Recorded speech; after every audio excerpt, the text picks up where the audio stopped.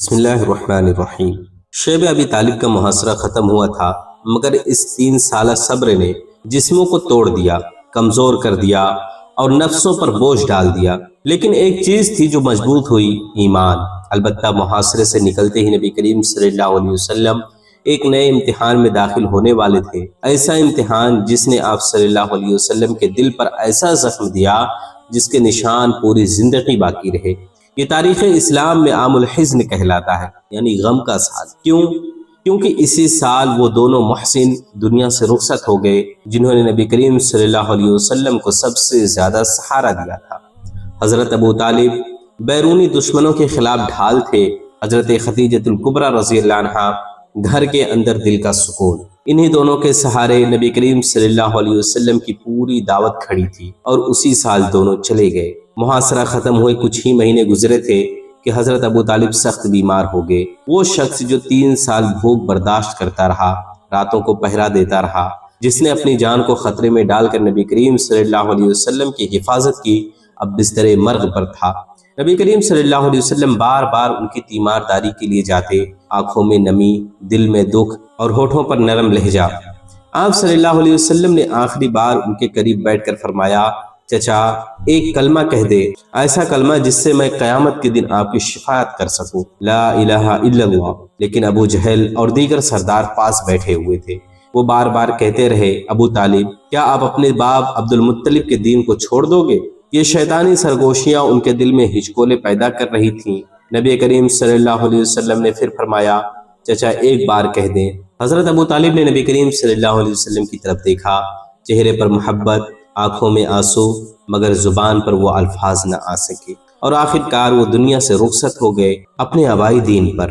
نبی کریم صلی اللہ علیہ وسلم کے چہرے پر دکھ کی تیرتی ہوئی پرچھائیاں نمایاں تھیں۔ آپ صلی اللہ علیہ وسلم نے فرمایا، اللہ کی قسم میں آپ کے لیے دعا کرتا رہوں گا جب تک مجھے منع نہ کیا جائے۔ بعد میں سورہ توبہ کی آیت نازل ہوئی جس سے واضح کیا گیا کہ نبی کریم صلی اللہ علیہ وسلم اپنے مشرک عزیزوں کے لیے بخشش کی دعا نہیں کر سکتے۔ کہ وہ لمحہ تھا جب نبی کریم صلی اللہ علیہ وسلم کی ڈھال ٹوٹ گئی۔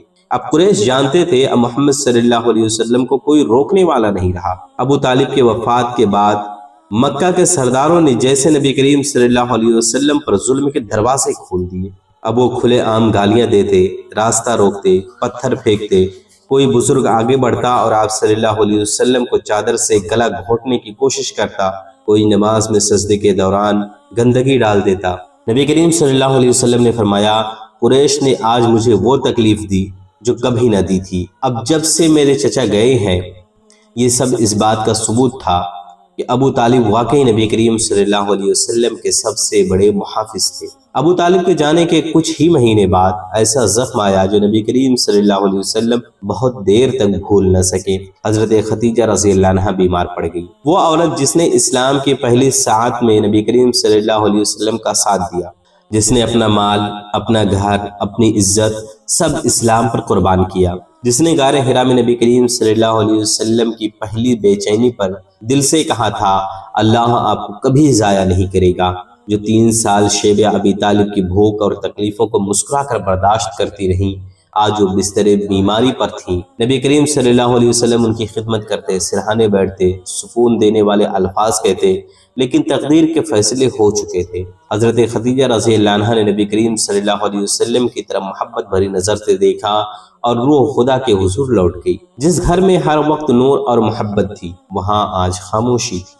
آپ صلی اللہ علیہ وسلم نے اپنے محبوب بیوی کو جنت البقیع میں دفن کیا اور قبر کے پاس کھڑے رہے۔ اسی رات آپ صلی اللہ علیہ وسلم گھر آئے، ایک چھوٹا سا خالی کمرہ جن دیواروں نے ہمیشہ آپ صلی اللہ علیہ وسلم کی خوشبو کو سمیٹا تھا، آج تنہا ہو چکا تھا۔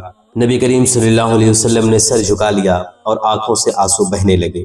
نبی کریم صلی اللہ علیہ وسلم نے فرمایا، اس سال میرا غم ایک کے بعد ایک تازہ ہوتا رہا، اسی لیے اس سال کو کہا جاتا ہے عام الحزن، یعنی غم کا سال۔ کیوں؟ ابو طالب گئے، بیرونی حفاظت ختم، خدیجہ رضی اللہ عنہا گئیں، گھر کا سکون ختم، قریش کا ظلم بڑھ گئے، دل کا سہارا ٹوٹ گیا، گھر کی محبت بجھ گئی۔ جب زمین والوں نے تکلیف دی، تب آسمان والے نے اپنے محبوب صلی اللہ علیہ وسلم کو بلایا۔ اسی غم کے بعد واقعہ طائف اور پھر معراج ہوا، جو اللہ کا سب سے بڑا انعام تھا۔ یوں گویا اللہ نے کہا، لوگوں نے اگر تمہیں رلایا ہے تو آج ہم تمہیں اپنے قرب میں بلا کر خوش کریں گے۔ سب سے بڑے امتحان سب سے بڑے لوگوں پر آتے ہیں۔ اللہ کبھی کسی غم کو بغیر حکمت کے نہیں دیتا۔ جب دنیا ساتھ چھوڑ دیتی ہے اللہ اپنے دروازے کھول دیتا ہے۔ عام الحزن گزر چکا تھا۔ نبی کریم صلی اللہ علیہ وسلم کے دو سب سے بڑے سہارے چلے گئے تھے، حضرت ابو طالب باہر کے دشمنوں سے بچانے والے، حضرت خدیجہ رضی اللہ عنہا گھر کی روشنی اور دل کا آرام۔ قریش کا ظلم اب کھلے عام تھا، نہ کوئی روکنے والا نہ کوئی پوچھنے والا۔ نبی کریم صلی اللہ علیہ وسلم پر گالم گلوچ، پتھر، مٹی، راستہ روکنا، جسمانی اذیت، ایسے واقعات بڑھتے جا رہے تھے کہ مکہ کی زمین تنگ ہو گئی تھی۔ اسی وقت اللہ کے نبی کریم صلی اللہ علیہ وسلم کے دل میں ایک خیال آیا، اگر مکہ والے بات سننے کے لیے تیار نہیں تو شاید طائف والے ہوں۔ آپ صلی اللہ علیہ وسلم چاہتے تھے کہ کوئی ایسی جگہ ہو جہاں لوگ سنیں، سمجھیں اور اسلام کے لیے مددگار بنے۔ اس طرح دنیا کے سب سے دردناک دعوتی سفر کی ابتدا ہوئی۔ یہ سفر نہ اونٹ پر تھا نہ گھوڑوں پر، بلکہ نبی کریم صلی اللہ علیہ وسلم پیدل روانہ ہوئے۔ آپ صلی اللہ علیہ وسلم کے ساتھ حضرت زید بن حارثہ رضی اللہ عنہ، جو نبی کریم صلی اللہ علیہ وسلم کو اپنے باپ سے زیادہ چاہتے تھے۔ مکہ سے طائف 60 میل تھا۔ وہ طائف جاتے ہوئے بار بار دیکھتے کہ رسول اللہ صلی اللہ علیہ وسلم تھک تو نہیں گئے، لیکن آپ صلی اللہ علیہ وسلم قدم قدم چلتے جاتے، چہرے پر امید اور دل میں دعا، اے اللہ شاید یہاں کے لوگ میرا پیغام سن لے۔ طائف مکہ کے بعد دوسرا بڑا اور مضبوط شہر تھا۔ وہاں کے 3 بڑے سردار تھے، عبد یالیل، حبیب، مسعود۔ نبی کریم صلی اللہ علیہ وسلم نے ان سے ملنے کی درخواست کی۔ وہ تینوں اکٹھے ہوئے۔ نبی کریم صلی اللہ علیہ وسلم نے نہایت شفقت، محبت اور دل سوزی کے ساتھ اللہ کی وحدانیت اور اسلام کا پیغام پیش کیا، لیکن ان سرداروں کے دل سخت پتھر جیسے تھے۔ انہوں نے طنزیہ انداز میں کہا، ایک نے کہا، کیا اللہ کو محمد کے سوا کوئی نہ ملا کہ اسے رسول بنا دے؟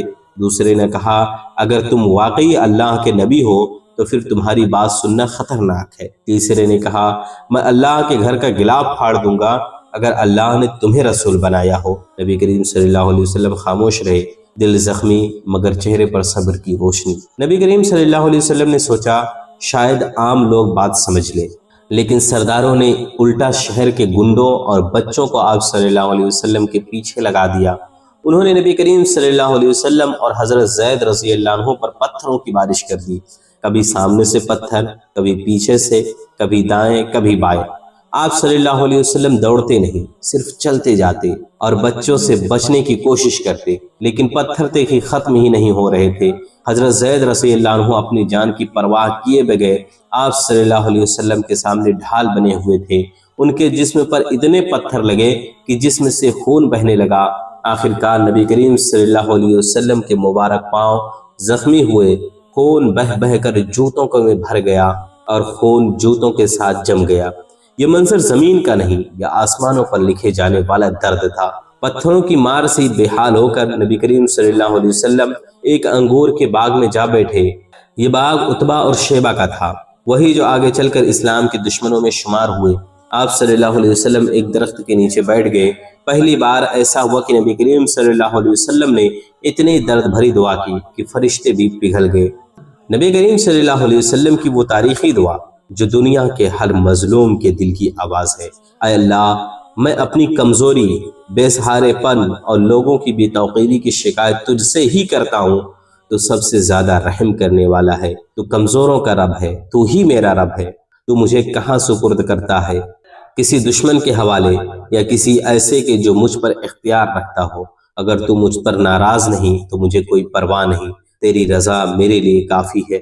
یہ جملے جب آسمان تک پہنچے تو اللہ کے عرش پر حرکت ہوئی۔ اللہ نے اپنے محبوب کو جواب دیا۔ جبریل علیہ السلام نازل ہوئے، ساتھ میں پہاڑوں کا فرشتہ بھی تھا۔ اس نے کہا، اے اللہ کے رسول، اگر آپ حکم کریں تو میں دونوں پہاڑوں کو ملا کر پورے طائف کو کچل ڈالوں۔ نبی کریم صلی اللہ علیہ وسلم نے اپنے زخمی قدموں پر کھڑے ہو کر کہا، نہیں، میں امید رکھتا ہوں کہ ان کی اولاد میں ایسے لوگ پیدا ہوں جو اللہ کی عبادت کریں گے اور کسی کو شریک نہ ٹھہرائیں گے۔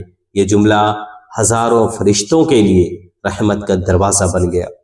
اسی کے باغ کے مالکوں نے اپنے نصرانی غلام اداس کو انگوروں کا تھال دیا اور کہا، محمد کے پاس لے جاؤ، شاید انہیں کھانے کی ضرورت ہو۔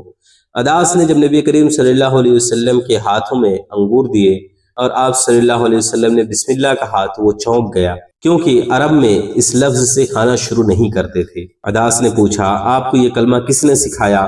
آپ صلی اللہ علیہ وسلم نے فرمایا، یہ میرے بھائی یونس علیہ السلام کا کلمہ ہے۔ عداس حیران، آپ صلی اللہ علیہ وسلم انہیں جانتے ہیں؟ یہ تو نینوا کے نبی تھے۔ نبی کریم صلی اللہ علیہ وسلم نے فرمایا، وہ تو میرے بھائی تھے، میں بھی اللہ کا رسول ہوں۔ یہ سن کر عداس کے قدم لرز گئے اور آپ صلی اللہ علیہ وسلم کے ہاتھوں اور قدموں کو چومنے لگا اور وہیں ایمان لے آیا۔ یوں طائف کے سنگ باری کے بیچ پہلا دل نور سے بھر گیا۔ واپس لوٹتے وقت مکہ میں کسی نے داخلے ہونے کی اجازت نہ دی۔ نبی کریم صلی اللہ علیہ وسلم نے ایک سردار کی پناہ مانگی، اس نے انکار کر دیا۔ دوسرے کے مانگی، اس نے بھی انکار کر دیا۔ آخر کار مطعم بن عدی نے پناہ دی اور نبی کریم صلی اللہ علیہ وسلم کو اپنے بیٹوں کے پہرے میں حرم میں داخل کیا۔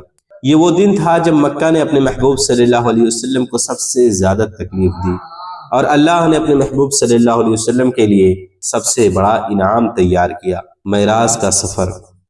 سب سے زیادہ تکلیفیں وہیں برداشت کرتا ہے جسے اللہ سب سے بڑی عزت دیتا ہے۔ نبی کریم صلی اللہ علیہ وسلم نے بدلہ نہیں لیا بلکہ دشمنوں کے لیے بھی دعا کی، یہی اصل اخلاق ہے۔ طائف کی سنگباری نے معراج کا دروازہ کھولا، یعنی ہر مشکل کے بعد اللہ بڑی آسانی دیتا ہے۔